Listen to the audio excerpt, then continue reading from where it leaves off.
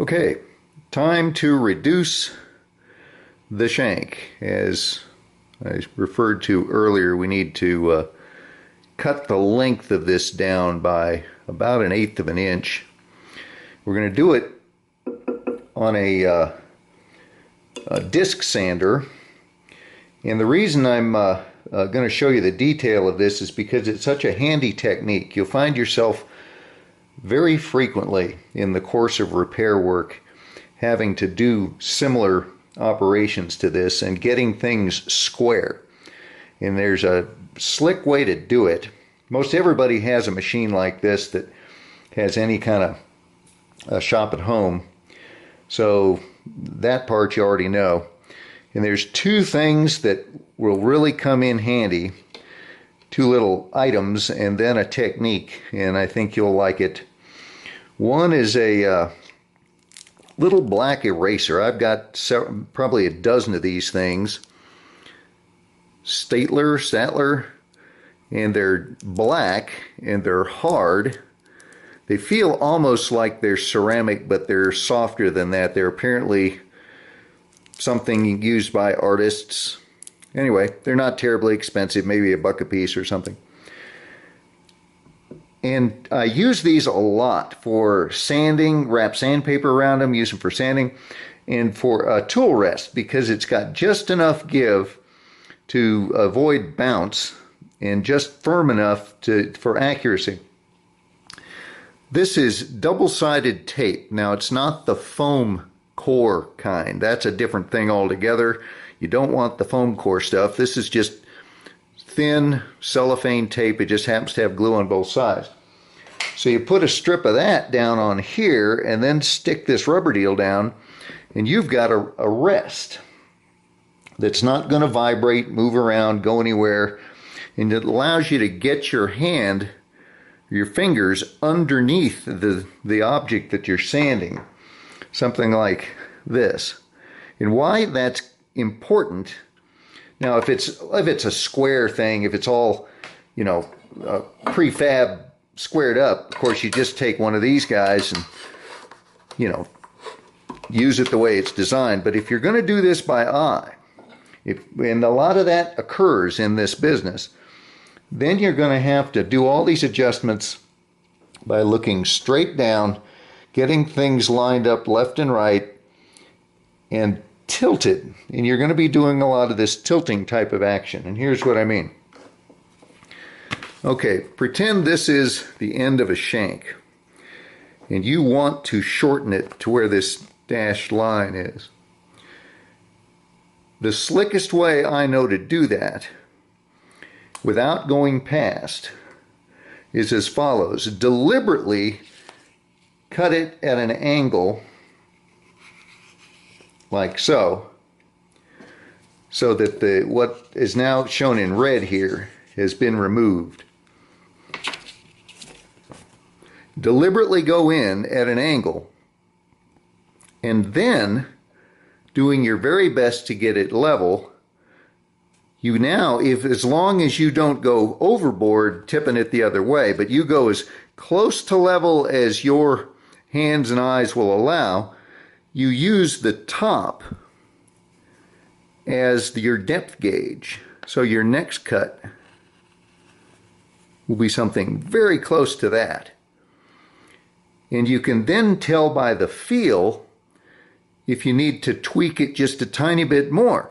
So you cut it deliberately once again at a slight angle as you work your way down, and then adjust again and take that piece off. And then finally at the end, by the third cut or so, you've got a good feel for how much up and down feels level because you're checking each time you hit the work. And finally, on the last pass, bingo, you're square. It takes a little practice, but it's not as hard to do as it is to describe, actually.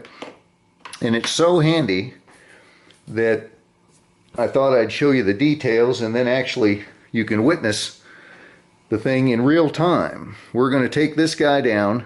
I'm not totally sure yet just how far I'm going to go on this, until I see what's underneath this spacer here. I think we'll go down to the white line, but I'm not completely sure. So, as I've said before, all of this stuff is real projects in real time. Now, this particular machine has a separate dust collection vacuum connected to it that's very loud, so I won't be able to do any talking while I'm working, but so it goes.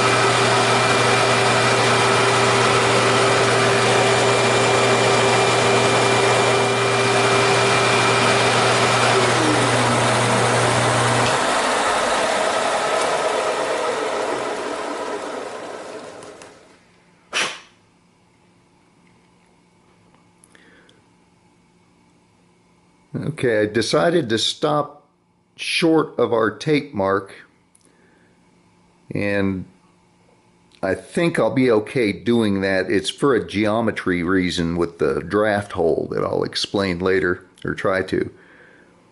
But you actually got to see me do it in real time, and that's very nearly optically flat. Now you can lap this on a piece of sandpaper that's been attached to a very smooth, flat surface, like a piece of glass or even a good polished board or something.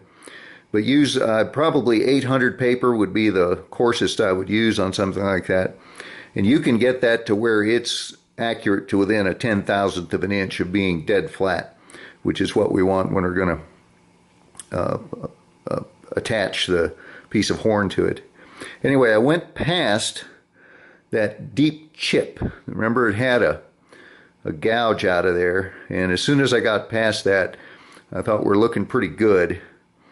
I thought I might find some damage below that, but I did not. So there are no cracks or anything running around. So anyway, that's it. I'll probably edit that long. It took me 5 minutes to do that, but I wanted you to see it in real time as much as possible. I'll probably cut out the middle, but anyhow, that's a very handy technique for all kinds of applications, and I thought you'd get a kick out of it, so find it useful. That is it.